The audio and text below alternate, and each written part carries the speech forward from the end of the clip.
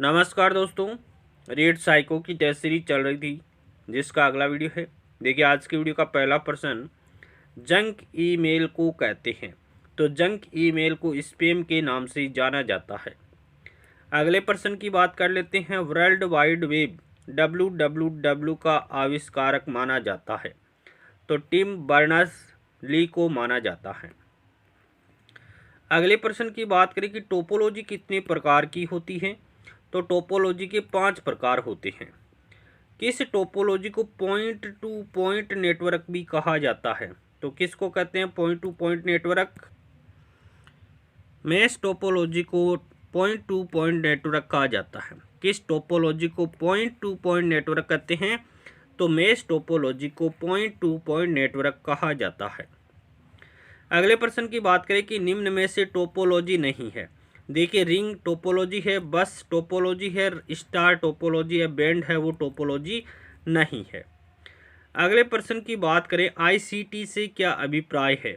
तो आईसीटी का अभिप्राय होता है इंफॉर्मेशन कम्युनिकेशन टेक्नोलॉजी। आईसीटी का फुल फॉर्म क्या होता है, इंफॉर्मेशन कम्युनिकेशन टेक्नोलॉजी। अगले प्रश्न की बात करें कि ईमेल का विस्तृत रूप क्या है। तो ईमेल का विस्तृत रूप होता है इलेक्ट्रॉनिक मेल।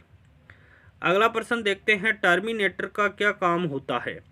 तो सिग्नल्स को कंट्रोल करना होता है। टर्मिनेटर का क्या काम होता है, सिग्नल्स को कंट्रोल करना होता है। अगले प्रश्न की बात कर लेते हैं कि अगर किसी एक डिवाइस के खराब होने पर सारा नेटवर्क फेल हो जाता है तो वह टोपोलॉजी कौन सी है। तो उसे रिंग टोपोलॉजी कहते हैं। कौन सी टोपोलॉजी हो जाएगी, अगर किसी एक डिवाइस के खराब होने से सारा नेटवर्क फेल हो जाता है उसे रिंग टोपोलॉजी कहा जाता है। अगले प्रश्न की बात करें कि प्रेम में असफल व्यक्ति का कवि बन जाना किस प्रकार की रक्षा युक्ति है।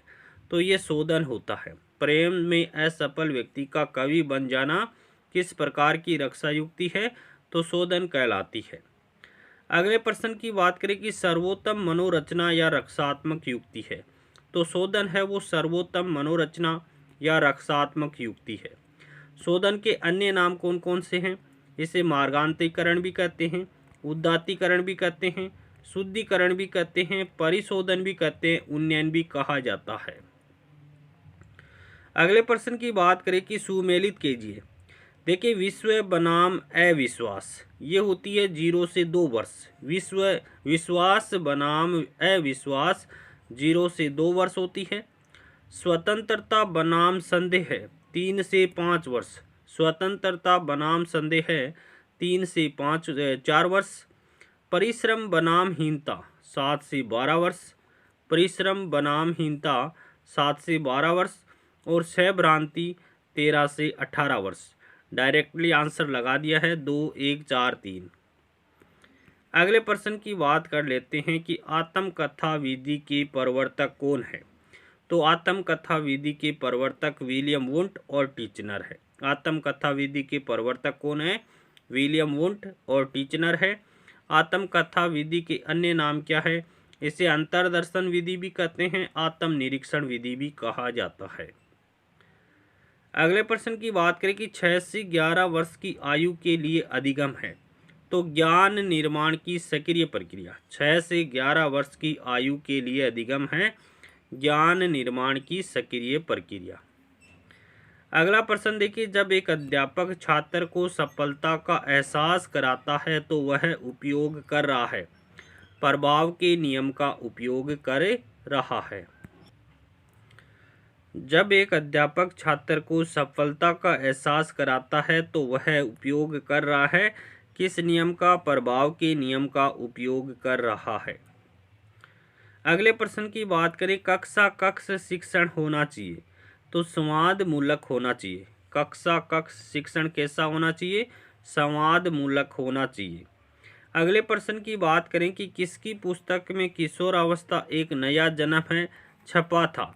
तो ये छपा था स्टेनले हॉल की पुस्तक में। किसकी पुस्तक में, स्टेनले हॉल की पुस्तक में छपा था कि किशोरावस्था एक नया जन्म है। अगले प्रश्न की बात करें कि व्यक्तिगत भिन्नता के कारक होते हैं। तो व्यक्तिगत भिन्नता के कारक वंशानुगत और वातावरण होते हैं। अगले प्रश्न की बात कर लेते हैं, कौन सा प्राकृतिक अभिप्रेरणा का उदाहरण नहीं है। देखिए, प्यास, भूख और सुरक्षा ये प्राकृतिक अभिप्रेरणाएं हैं, और प्रतिष्ठा है वो सामाजिक अभिप्रेरणा का उदाहरण है।